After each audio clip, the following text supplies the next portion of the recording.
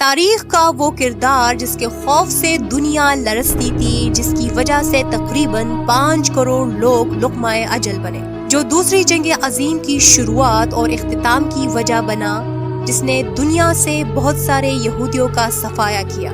آخر کون تھا وہ یہودیوں کا جانی دشمن کیوں بنا ہوا تھا؟ تو آئیے جانتے ہیں اس ویڈیو میں، مگر ویڈیو میں آگے بڑھنے سے پہلے آپ سب کو ہوزی ٹی وی پر ویلکم۔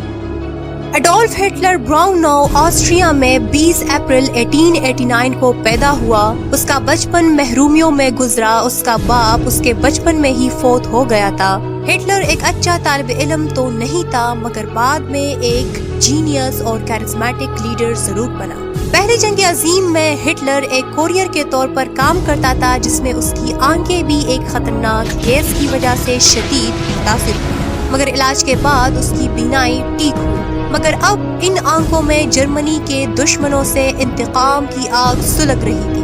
ہٹلر جرمنی کے زوال کی وجہ جیوز کو ٹھہراتا تھا۔ اس کا خیال تھا کہ یہودی تمام عالمی جنگوں اور فسادات کی جڑ ہے۔ یہودیوں کو جرمنی سے نکالنے اور ان سے انتقام لینے کے لیے اس نے ایک پارٹی جوائن کی جس کا نام تھا جرمن ورکرز پارٹی، جو بعد میں نازی پارٹی کے نام سے مشہور ہوئی۔ پہلی جنگ عظیم میں برٹن اور فرانس نے جرمنی کو بہت نقصان پہنچایا تھا، جس کی وجہ سے جرمنی کے کرنسی کی ویلیو اتنی گر گئی تھی کہ لوگ ایک ڈبل روٹی خریدنے کے لیے بوریوں میں پیسے لاتے اور لکڑیوں کی جگہ کرنسی نوٹس جلاتے۔ جرمنی سخت بحران کا شکار تھا اور اس بحران سے نکلنے کے لیے ان کو ایک کرشماتی لیڈر کی ضرورت تھی، جو انہیں ایڈولف ہٹلر کی صورت میں ملا۔ ایڈولف ہٹلر نے جرمنی حکومت کے خلاف بغاوت شروع کی، جس میں اسے قید ہو گئی، مگر 9 مہینوں کے بعد اسے رہائی ملی۔ قید کے دوران ہی اس نے اپنی مشہور زمانہ کتاب مائن کیمپ لکھی، جس کا مطلب ہے میری جدوجہد۔ اس کتاب میں اس نے جرمن قوم کو دنیا کی بہترین نسل اور قوم قرار دیا، جبکہ باقی قوموں کو کم درجے کا قرار دیا۔ اسی کتاب میں اس نے اس بات پر زور دیا کہ دنیا کے مسائل اس صورت میں حل ہو سکتے ہیں جب عالمی حکومت جرمنوں کے ہاتھ میں ہو۔ اس کتاب میں اس نے یہودیوں کو جرمنی کے زوال کی وجہ قرار دیا تھا۔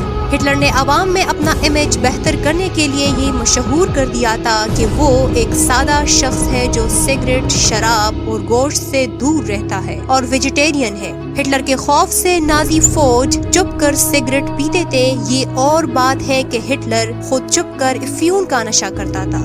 ہٹلر کے بارے میں یہ بھی مشہور تھا کہ ہٹلر کا عشق جرمنی ہے اور وہ اس سے شادی کر چکا ہے، اس لیے جرمن قوم ہٹلر کی زندگی میں کسی عورت کی موجودگی سے بڑے عرصے تک بے خبر رہی۔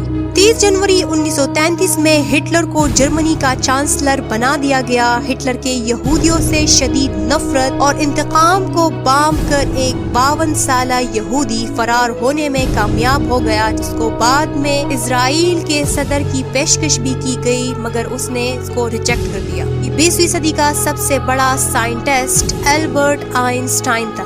نازی فوج کے مسلسل کئی دنوں تک ایکٹیو رہنے کی وجہ کیا تھی؟ علامہ اقبال نے ایسی کون سی پیشن گوئی کی تھی جو بعد میں سچ ثابت ہوئی؟ ہٹلر نے خودکشی کی یا وہ روپوش ہوا؟ اور اس کی لاش کے ساتھ آخر کیا ہوا؟ بتائیں گے آپ کو ان سب کے بارے میں، مگر اس ویڈیو کے پارٹ نمبر 2 میں۔